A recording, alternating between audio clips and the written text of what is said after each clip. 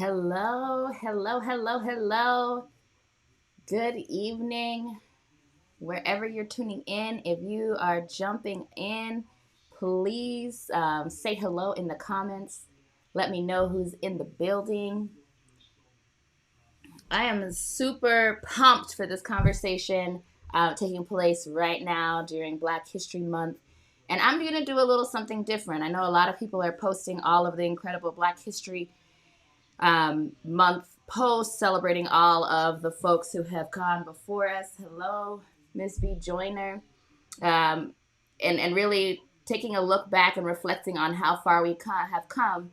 And what I really want to do and spend my time doing this month of February is really focusing on the Black futures that we are creating. And so I truly believe that we are history makers right now. Right now, we're laying the foundation for the legacy that folks will talk about 10, 15, 20, 100 years from now, right? Hopefully, some of you who are here in these comments will be history makers that our students are learning about in future Black History Months to come. So I am excited about that, and I'm intentional about making sure that we're having a conversation that's mindful of where we've been, but also future focused and really looking at that for our students who are being serviced in special education. So today's quick topic, I'm going to try to be 10 minutes or less. You know, I can be long winded, so I'm going to really work on it.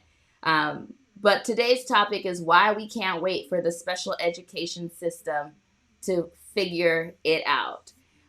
So, if you are new to me, my name is Nkoyo Effiong Lewis. I am also known as That Ed Law Lady. I am the principal attorney at the Effiong firm, where we advocate unapologetically for excellence, equity, and education justice alongside communities of color, along with their allies, co-conspirators, sponsors, etc. So we are really fully here about making sure that communities that have been historically disenfranchised have access, and that really plays out for us in the education space, predominantly in the area or the intersection of race and ability. So in addition to being the principal attorney here at the firm, hi, Nomadic Expressions, welcome. In addition to being the principal attorney here at the firm, I also am a special needs parent. I'm a former, or like I say, I like to call myself a forever educator. So I live and breathe this work. It's not just theory for me. It's just not work for me. This is literally a life's passion and purpose that I am in here trying to make sure that I'm equipping more parents, especially mothers, to be the best advocate that they can be for their children, especially if you have a child who learns or behaves differently. So I'll talk a little bit about what we're doing in that aspect in February. We're launching our Parent Rights Academy finally, so I'm really excited. So I'll talk a little bit about that at the end. But what I really want to have a conversation about is, again, why we can't wait. And so you're going to pardon me because I'm going to look at my computer here to read some stats that I think are so important for us to just keep in mind as we're weathering through this pandemic. Welcome. I see some folks have joined. Welcome, welcome. Let me know where you're checking in from. And I do want this to be engaging, so make sure if you have a question or a comment that you post it in the chat or use the question box. I do answer questions. I do respond to comments. So don't have me out here talking to myself. Anyway, so like I said, I just want to share some stats that really highlight for me why we have to do something different, and we can't just wait for our special education departments to do or figure it out.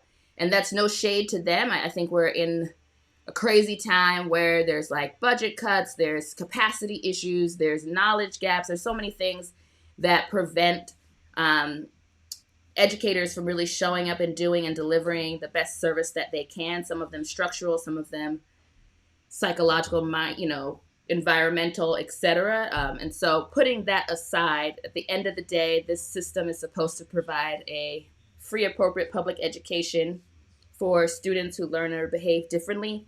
And all of us in the ecosystem have to do our part to make sure that that is actually happening for children. So that is the premise in which I come to this work. It's not about us versus them.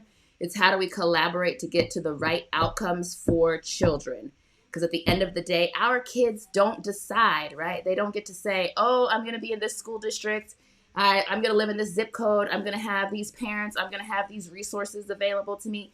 Oh, I am or am not going to have any type of challenge that requires me to have additional services. Like, they don't choose.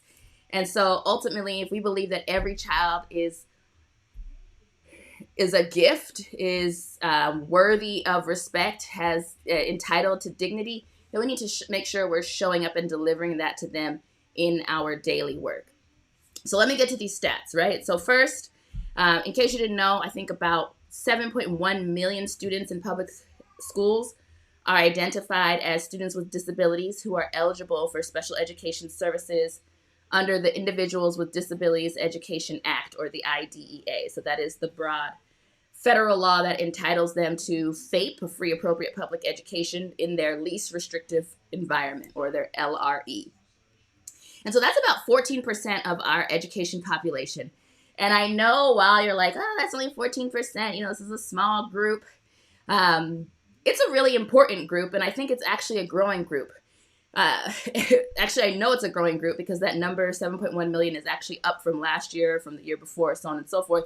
And I can only imagine what will be the reality when school returns to whatever the new normal is, that those numbers may skyrocket given some of the learning loss and challenges that teaching and educating and learning in a pandemic has placed on lots of different communities. So it is a not insubstantial population, and it is a growing population. So I truly believe that if we can figure out how to make special education work, then we can figure out how to make general education work, and we can actually raise the level of rigor and excellence that all children are getting, regardless of whether they have an IEP or not. So in addition to students with IEPs being about 7.1 million, or 14% of the population, at 67%, the high school graduation rate for students with disabilities remains far lower than the 85% rate for all students.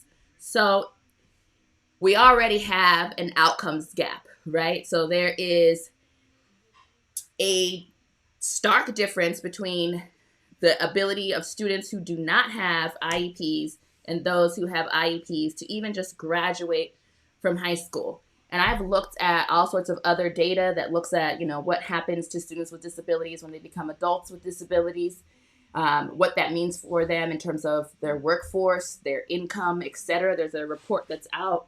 Did I link to it here? I don't have it on me right now, but I'll definitely make it available.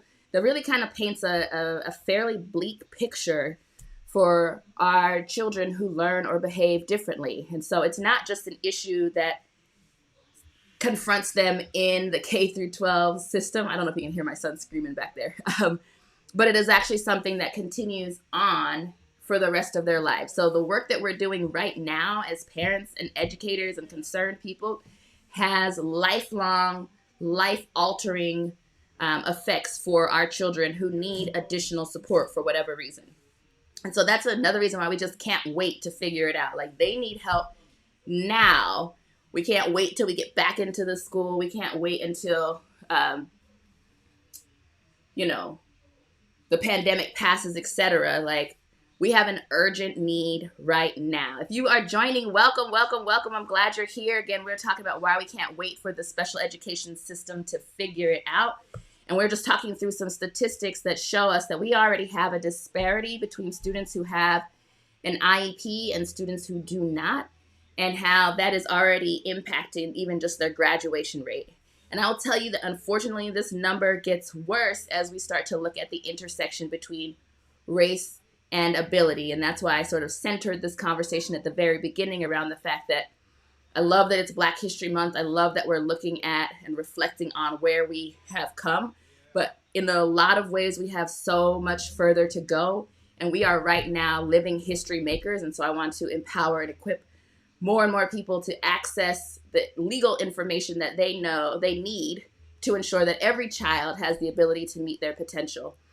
And education for me is literally the root of everything, right? I wouldn't be where I am today if I hadn't been educated, whether that's formally or informally, in school, in home, etc. And so I think the more that we all know and collectively come together, the better future generations will be.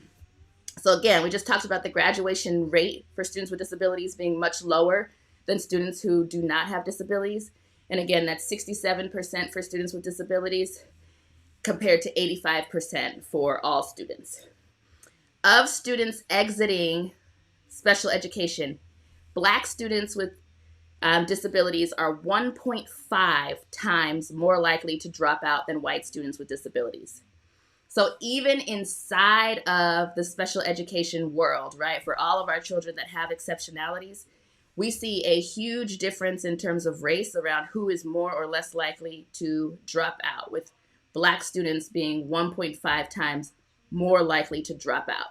I don't know about you all, but these stats like churn at me. Let me know in the comments, like when you are hearing these types of numbers, like what does that make you think? Like, is this something that you expected? If this is new, no new news here in Coil water is wet, put a 1. If this is new information for you, put a 2. I just want to get a check and see where people are at with some of these stats.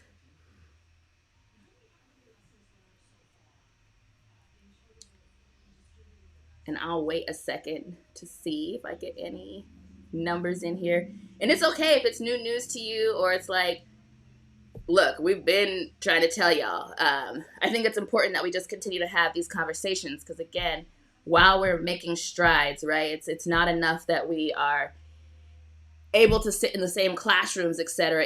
If our seat at the same classroom doesn't lead to the same type of results. Julian Subjourney posted in there, not new and very devastating. It's true. It's devastating, and I'm going to tell you very honestly. Oh, Courtney also is a 1. Yeah, I'm going to tell you very honestly, like, I have a son who is on the spectrum.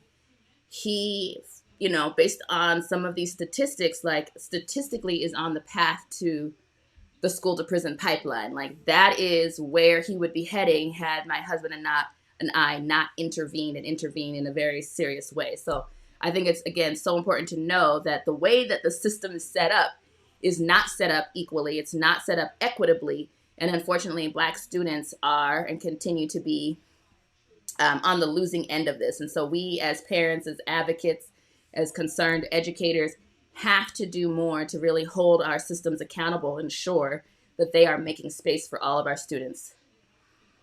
I've got a comment here. The system is highly flawed and was not designed to be inclusive. Ooh, say that. Oh my gosh, say that.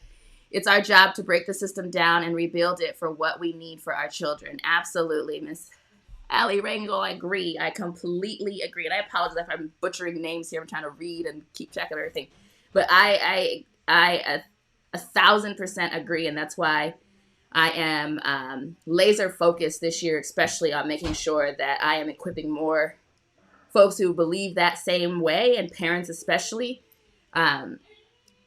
to break down this system and rebuild it so that it meets all of our students' needs. Let me share a few more statistics, and then again, I'll share some really cool things that we're doing this month of February to try to, raise awareness and build our collective knowledge and skills so that we can actually create the education system that our children deserve. So, next little step. While still in school, Black students with disabilities face disproportionately harsher discipline, ultimately losing 2.8 times the number of instructional days on average from suspension as white students with disabilities. So, again, we're looking still in the category of all students who have disabilities, and what we are finding is that Black students are losing around 2.8 times the number of instructional days on average compared to white students with disabilities. So not only are they less likely to graduate as a disability category in general, Black students are more likely to drop out and more likely to actually lose instructional time because they're being disciplined outside of the classroom with suspensions. And I also want to say, I shouldn't even say just outside the classroom, because one of the things that I have seen and that we're going to really start talking about again once students are moving back into the classroom are these in-school suspensions and these uses of timeout that actually takes away from instructional time, and potentially the repeated use of that could be a violation of a child's rights. So those are all sorts of things that we have in the periphery to really want to have these conversations and equip you with the knowledge and language around how to deal with that or address that if either your administration is asking you to do it or your school is doing this for your child. Like, how do we combat some of these policies and procedures that have historically been inequitable and lead to negative outcomes for students with disabilities?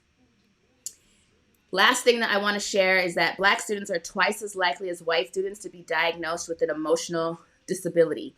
And the emotional disability category happens to be one of the more stigmatized labels that we have in not just even school, but even beyond that, right? So having a classification of emotional behavior disorder or anything of those sorts can adversely affect a child beyond K through 12. It can close down some doors because of the stigma we have attached to that.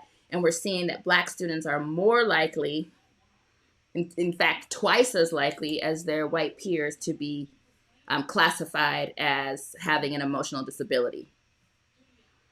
And one of the things that, is always challenging about the classification aspect of special education is that it can be fairly subjective. Even though we want to have these assessments, et cetera, there have been lots of calls and questions about even the DSM and whether it is biased in its approach. But when we're looking at this identification classification, especially for this emotional disability, it often includes perceptions of student behavior, assumptions about families, and bias in assessment decisions and our school policies. So from the bottom to the top, we live in a racialized world. We are all subjected to have in certain ways internalized racism, and unfortunately that plays out in how we make decisions about schools and what happens to children in them. And so again, these stats to me indicate that we just can't wait for our system to figure it out. We actually have to take some active steps right now as parents, as engaged community members, as conscious educators, as courageous school leaders, to do something different in our buildings to make sure that our children are getting better outcomes. And so one of the ways that we are doing that here at the firm is, if you've been following us for a while, you've seen that we've been posting about, having this parent rights boot camp or this parent rights academy. And we're actually going to be getting ready to launch that at the end of this month. We have a tentative, not so tentative date set for February 23rd to actually kick off our first course. And so we're really excited to launch that. I'm especially excited to launch that as a parent who entered into special education not really understanding anything about the process, despite having been a general education teacher in the past. So I think, again, knowledge is power. And I think it's powerful for everyone involved, right? Parents and children have rights. Schools have responsibilities. Let's have a conversation about what that means. Let's talk about our interests, how we want to move things forward for this child. Let's create vision. Let's build up our expertise, and let's leverage our relationships and create systems that actually lead to success for our children. And so in our Parent Rights Academy, that is what we are really focused on. I'm going to be laying out my signature framework, which I just sort of rattle off there, which is the Rivers framework, which is all about helping parents and educators and advocates come up with a systemic way to address challenges in the IEP process in navigating special education, not just for your child, but also for all the other children that come behind. And I say that because, again, I put my child in a charter school, which was like crazy. I'm charter agnostic. There are lots of different reasons that led to that decision. But even in the charter school space, and maybe especially in the charter school space, our children aren't necessarily always getting what they need when they have a learning or behavior difference. And so when my son started there, they didn't really have a program or a sort of plan to address diverse learners.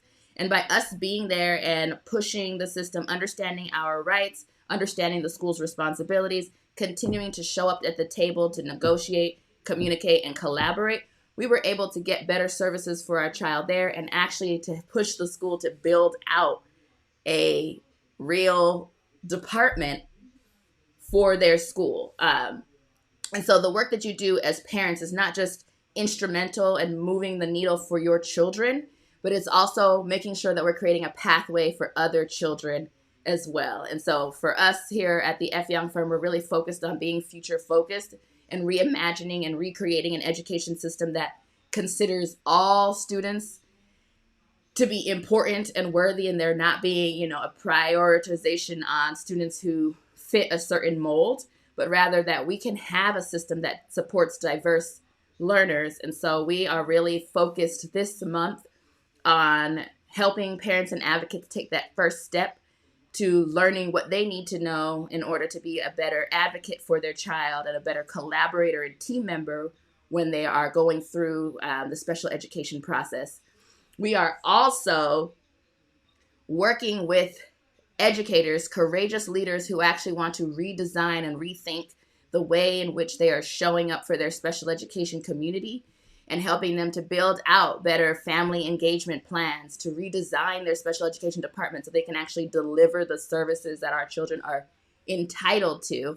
And so we are working on both sides of this issue to make sure that, again, all of the brunt work doesn't end up on our parents and families, or what I've seen often in schools too, on our special education teachers and case managers who end up being, the person that's supposed to deliver all of the services. Like, our children are entitled to these services, whether they're in a special education classroom or not. And anyone who sees that child is supposed to know what's in their IEP and know how to deliver it. And so we are really adamant about pushing the community, the education ecosystem to do what it's supposed to do, and equipping you as parents, family members, advocates, guardians to feel clear and confident in this process so that you can show up and collaborate in the best interest of your child. So I said I was only going to be on here for 10 minutes. I know it's definitely been longer than that. But again, if you are not already following us, please follow us at the F. Young Firm, or you can follow me also at That Ed Law Lady. I show up on both of those platforms to really talk about how we are moving education forward for all students, and especially for our students who learn and behave differently, who sit at that intersection between race and ability. If you are interested in joining the boot camp, the Parent Rights Academy, you can join I'm trying to type it in here. Rights. Okay. You can join the waitlist and get some information coming through to you quite shortly to actually get in at our super highly no-brainer discounted price. We really want to make sure that we are getting parents connected and family members connected, and I should say advocates as well, connected with the resources that they need to be successful in this process. Academy.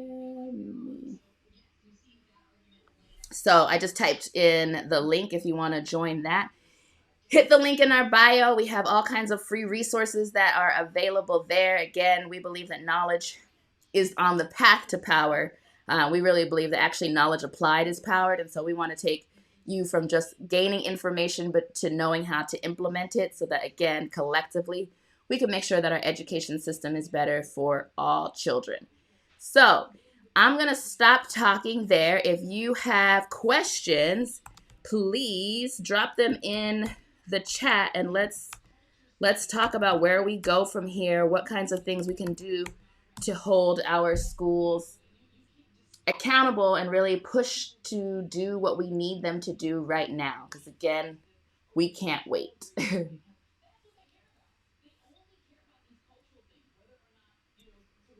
And even if you don't have a question, if there's something that stuck out to you that you just want to comment on, put it in the chat also.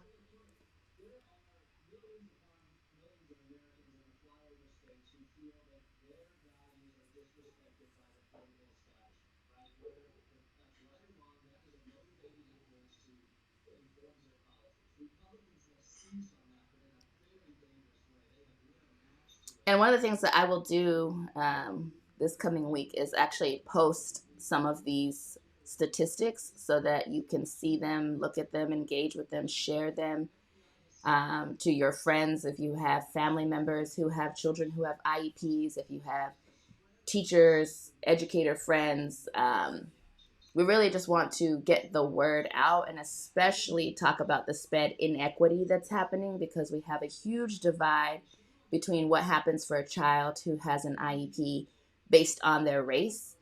And we want to close that gap so that everybody has the opportunity to meet their full potential. I think the way that you learn or behave should not be the determining factor on whether you can be successful in life. And so we want to equip more and more families, educators to disrupt that trend and really make sure that we are doing what we need to do. All right, so I have two comments. I'm floored, I'm tuned in, but the statistics are shocking. They are. It's really tragic, and it's happening in plain sight. And I think another place that we see this is actually in discipline, where the data is like abundantly clear that if you are a Black child, male with a disability, like your discipline history looks completely different than a white male child with a disability. And so we really have to talk about these numbers to get people to see that we're not just feeling our way towards or sensing something is wrong, but like this is really one of the a clear issue in education. I have another a question. What are your thoughts on IDEA being fully funded? Many think it will help. I think it's not enough. Funding is just one small facet of the problem. I agree. I mean, first, I think we need to fully fund IDEA. I think we also need to fully fund our education systems districts, period. I know here in Georgia, we have the QBE or the Quality Basic Education formula for how we're funding schools. And it has maybe, I'd be generous, maybe once been fully funded. I don't even know if it was actually ever fully funded. So we're consistently cutting, or like I like to say, defunding education at a rapid rate. But we're also really doing that in special education. And so I agree, like funding is a step, is perhaps the first step, but it's not the only step, because one of the other issues that we see is whether funds are actually being allocated the way that they're supposed to be. So I think that not only do we need to fully fund it, we actually need to make sure that there's oversight on how those funds are being used and that there's equity in how those funds are being used, because we do know that, again, based on race, certain students with the same or similar needs are not getting similar services. And so some services and even some classifications are reserved for certain groups of students as opposed to others, and that leads to disparities. So I think we need funding, we need oversight, and then we need to be really clear on what helps a child learn and grow. And I think that we have a lot of information and data points about what types of services and support is available that is effective, but we often are cutting corners and not providing or delivering the full gamut of stuff. And so what we end up having is we are paying for things, but they're not necessarily the most effective things. And so the outcomes are still not what we need. And so then people start saying, well, it's not about money because we've put this money here and these kids are still not learning. But we also see, I had to find this article, that even some of the places where we're spending, like we know that children who have some of the greater needs are not always with teachers who have the ability, the capacity, the know-how to meet those needs. I'll share one story before, again, I jump off of here. But my child was in a classroom with a teacher who was not yet certified. And I understand there are lots of different pathways to teaching. I took an alternate pathway to teaching. So I believe you can start one place and work damn hard to get yourself to where you need to be. But the school decided that because she wasn't certified or didn't come with the requisite skills, etc., that they expected, that she would need to co-teach or shadow someone in the general education classroom, but she could lead a special education classroom by herself. So the kids that we think have it together, know what they're supposed to do, relatively are on track. She wasn't qualified enough to teach them by herself. But the students who were saying needed more help and support, she could be in the classroom alone, no co-teacher, nobody shadowing her, etc. Like that in and of itself tells you a whole lot about how we value students who learn and behave differently, and how we're often putting the wrong resources with kids that need them, right? So I think one of these articles was also talking about oftentimes, we put off a lot of the instruction to the paraprofessional as opposed to the teacher in the classroom. So again, they're getting more support, but it's not necessarily the most effective support. It's not the most, they're not necessarily working with the person who's giving the most, has the most expertise. So I think to your point, funding is just one small facet of the problem. There are so many other aspects of the problem. I would say also like the burnout for teachers who work in special education, and like the disregard for even the emotional and psychological toll that it takes. And so we really need to be thinking about how we're actually supporting those educators who step up and give those services, because the burnout is real. The turnover is really real. And again, a lot of times our children who learn or behave differently need that consistency. They need more support, and those educators who are supporting them need more support as well. Oh, I'm seeing this. Yes, that was my experience, was as a new education specialist, no support. It was sink or swim. And that is, I have a lot of conversations with educators who are like, we're trying to fight on the inside. But I hear that often, that there are not, there's not the support there. And support even in the resources, but also in like the collective agreement that like we're going to figure this out for our children. Oftentimes I have been in situations where the general education teachers did not feel and communicated. They didn't feel it was their job to service my child, that was the special education teacher's job. So even inside the schools, we sometimes have this divide between general educators and special educators and who's responsible for what. Oh, yeah, Sarah, I lasted 6 years in SPED myself. Wow, I'm sure you did a lot of things in 6 years. And again, like I said, our goal is to really make sure that this system is better for all of the stakeholders. Like as a forever educator myself, I don't think you get the best out of, I don't think teachers can show up and deliver the best for students if they're not getting the support that they need. And then our students obviously are at the very bottom of this funnel. And so when we keep depleting all of the people in the process, oftentimes our kids get the absolute bare minimum, and they deserve more. And I think our system can provide more. So with that, oh yes, the fights with general ed have been real. It's exhausting and infuriating. Still fighting the fight, but burnout is real. Turning to teaching and policy to push that change. Absolutely, absolutely, absolutely. Love to engage with you further about that, because again, I think a lot of people are making decisions about what happens in education and they don't have on the ground experience. And that's not to say that you can't have thoughts if you've not been there. But, when I tell people some of the fights that I've had, they're like shocked. And I'm like, this is every day in education. Like, this is commonplace. So we really need more educators like yourself to be heard. I feel like, folks have a voice. You're seeing things, things, but unfortunately, the people who are closest to the problem often are not brought to the table to help come up with solutions for the problem. And then we get told to do X, Y, and Z. And it's like, well, if you had talked to me about this, I'd have told you it wasn't going to work. And that's not me being, negative or not willing to try something new, but like, here are all the reasons why that's not going to work on the ground. So I love that there are educators on here. I just want to encourage you all to continue showing up and delivering and staying true to why you started in the first place. Like your children and families, we feel it when we were working with teachers who really are putting their all in there, going above and beyond what they should be required to do, because the school really should be doing what it's supposed to be doing. They should be paying people. I've got a whole lot of thoughts on that. But we do appreciate it. It is appreciated. I know when I talk with families, we talk about how we build and leverage relationships so that people know that we're not just here fighting against them, that we're on the same team. We want to be able to support you.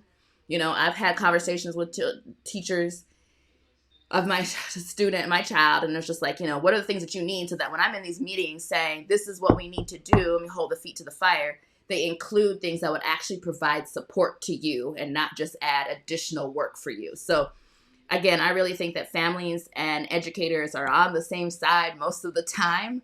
And we just have to make sure that we're holding the system accountable to do what it needs to do, and that central office, district office, whoever is making the decisions about how funds and services are going to be ultimately allocated are actually making these decisions with children at the forefront and not just focused on the dollars and cents. So with that, I hope you all have a great rest of your evening. I'll be back on here. I'm going to be rolling out a series. I don't think I mentioned it, about 8 things those of you who are newer to special education need to know and that no one's really telling you. And so again, if I have educators here, Miss Allie, I'm going to reach out to you. I would love to talk with you further as well.